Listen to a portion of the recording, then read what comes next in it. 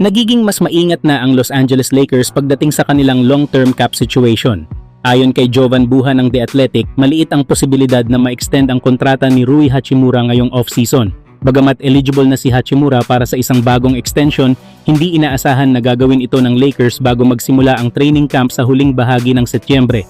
Sa ngayon, tila mas pinipili ng koponan na panatilihing malinis ang kanilang books at obserbahan muna kung magiging starter ba si Hachimura o magsisilbing sixth man at kung paano siya babagay sa rotation ngayong taon. Simula nang dumating siya noong 2023, naging mahalagang bahagi si Hachimura para sa Lakers. Sa nakaraang season, nag-average siya ng 13.1 points at 5 rebounds per game habang nagtala ng efficient shooting splits na 51% mula sa field, 41% naman mula sa tres at 77% sa free throw. Kilala rin siya sa kanyang mid-range game at defensive versatility bilang isang 6'8" forward. Gayunpaman, papasok na si Hachimura sa huling taon ng kanyang kontrata na nagkakahalaga ng $18.3 million kasabay ng isa pang expiring deal ni Austin Reeves na mas nakikita ngayon bilang mas malaking priority para sa extension. Matapos i-extend si Luka Doncic hanggang 2028, inuuna ng Lakers ang financial flexibility lalo na't nakatakdang matapos ang kontrata ni LeBron James sa susunod na summer. Dahil dito, kailangan pang patunayan ni Hachimura ang kanyang halaga ngayong 2025-26 season.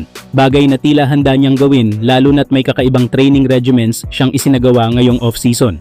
Samantala, ang Los Angeles Lakers star na si Luka Doncic ay nakaiwas sa mas malalang pinsala matapos ang nakabahalang injury scare sa Eurobasket 2025. Sa kanilang exhibition game kontra Latvia, nadapa si Doncic matapos matulak ng kanyang kakampi ang isang defender papunta sa kanya, dahilan upang magkaproblema sa kanyang kanang tuhod. Bagamat lumabas siya patungong locker room na medyo hirap sa paglakad, agad namang nakapagbigay ng update si Dan Wojcicki ng The Athletic na nakabalik si Doncic sa bench at walang malubhang pinsala.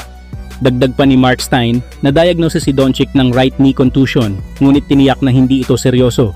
Ang balitang ito ay malaking ginhawa para sa parehong Slovenia at sa Los Angeles Lakers na kasalukuyang naghahanda para sa 2025-26 NBA season. Sa kabila ng injury na natamo ni Luka Doncic laban sa Latvia, hindi gaanong nabahala ang mga taga-suporta ng Los Angeles Lakers. Maraming nag-alala na posibleng malala ang pinsalang nakuha ng kanilang star player, pero agad itong nilinaw ng reporter na si Dan Wojcicki na hindi seryoso ang naturang injury. Ayon sa ulat, mananatili pa ring aktibo si Doncic at ipagpapatuloy ang paglalaro para sa kanyang bansa, ang Slovenia, sa Eurobasket bago magsimula ang panibagong NBA season. Isang source pa ang nagkumpirma na handang-handa si Luka na ituloy ang laban para sa kanyang national team sa kabila ng naging injury scare. Samantala, nagbigay ng malaking update ang isang Lakers insider tungkol sa kondisyon ng rookie forward na si Adu Tiero na hindi nakalaro sa Summer League dahil sa knee injury. Ayon kay Dan Wojcicki ng The Athletic, nakakapag-workout na si Tiero sa pasilidad ng Lakers at inaasahang makakasama na siya sa training camp sa pagtatapos ng Setyembre. Matatandaan na pinili ng Lakers si Tiero sa number 36 pick ng 2025 NBA draft matapos silang mag-trade up ng 2 beses upang makuha ang athletic na 6'8" wing. Naging limitado ang kanyang produksyon noong nasa Kentucky pa siya, pero muling umangat ang kanyang laro nang lumipat sa Arkansas Razorbacks kung saan nag-average siya ng 15.1 points, 5.8 rebounds, 1.9 assist at 1.6 steals sa 2024-25 season. Mahalaga si Tiero para sa Lakers dahil kilala siya bilang isang versatile defender na kayang bantayan ang iba't ibang posisyon. Sa isang rotation na puno ng veterans at established players, malaking bagay ang kanyang defensive tools at energy off the bench. Kung magpapatuloy ang kanyang development, maaari siyang maging mahalagang piraso sa wing depth ng Lakers, isang aspeto na matagal nang kinukulang ang koponan. At kung sakaling hindi na i-extend ng Lakers ang kontrata ni Rui Hachimura, maaaring si Tiero ang maging natural na kapalit sa rotation. Sa kanyang athleticism at defensive upside, posibleng siya ang magsilbing bagong enerhiya sa forward spot ng koponan.